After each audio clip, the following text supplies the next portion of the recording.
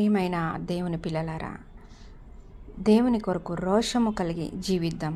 ఎందుకంటే ఈ మాట అంటున్నాను, ఒక్కసారి అపోస్తులుడైన పౌలు గారి గురించి మనం గమనించినట్లయితే, ఆయన దమస్కుకు వెళ్ళే మార్గంలో మరి క్రైస్తవులను హింసించడానికి వెళ్తున్నప్పుడు అకస్మాత్తుగా ఆకాశం నుండి గొప్ప ప్రకాశం మెరిసింది. అతను నేల కూలిపోయాడు. ఒక స్వరం వినిపించింది ఆయనకి, సౌలా సౌలా, నీవు నన్నెందుకు హింసిస్తున్నావు అని. సౌలు అడిగాడు, ప్రభువా నీవెవరు? సమాధానం వచ్చింది, నేనే నీవు హింసిస్తున్న యేసును అని. ఆ తర్వాత ఏమైంది? ఆ ప్రకాశం వల్ల పౌలు 3 రోజులు పాటు అందుడయ్యాడు. సౌలు అతను తినలేదు, త్రాగలేదు, ప్రార్థనలో గడిపాడు.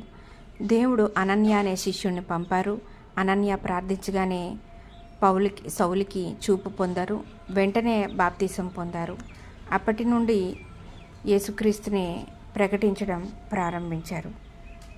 గమనించారా? ఈ అపోస్తులుడైన పౌలు మరి ఎంత క్రైస్తవ ద్వేషి, ఎంతగా దేవుని ప్రజలను, పిల్లలను హింసించాడు.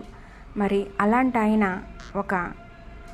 ఒక ప్రచారకుడిగా, సువార్త ప్రచారకుడిగా, ఒక సంఘ స్థాపకుడిగా ఎదిగాడు. మరి ఈ విషయాన్ని మనం గమనించినట్లయితే, గమనించండి, దేవుడంటే మహారోషము గల గొప్ప దేవుడని గుర్తించండి. ఎందుకంటే ఆయనను ఏ ఒక్కదానికో ఆపాదించి పరిమితం చేయడము ఎంతమాత్రము ఆయన ఆమోదించదగ్గది కాదు. ఆయన ఆజ్ఞలలో ఒకటి కాదు. కాబట్టి మీరు తెలుసుకోవాల్సింది ఏంటంటే, దేవుణ్ణి నమ్ముకొని వస్తున్నాం.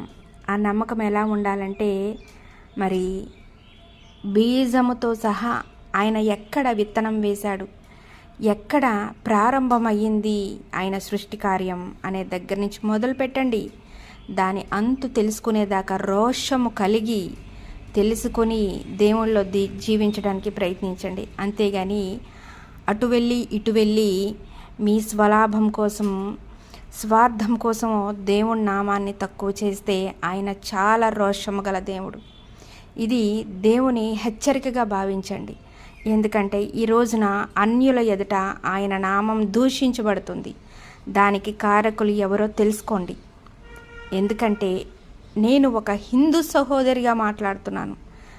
హిందుత్వంలో నుంచి నేను క్రీస్తు విశ్వాసిని.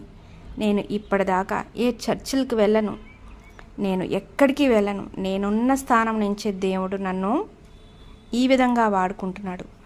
మరి మీరు ఇక్కడ తెలుసుకోవాల్సిన సత్యం ఏంటంటే, ప్రతిదీ అధ్యయనం చేసి తెలుసుకోవాలి. నా వీడియోస్ చూడండి, మీకు అర్థమవుతుంది.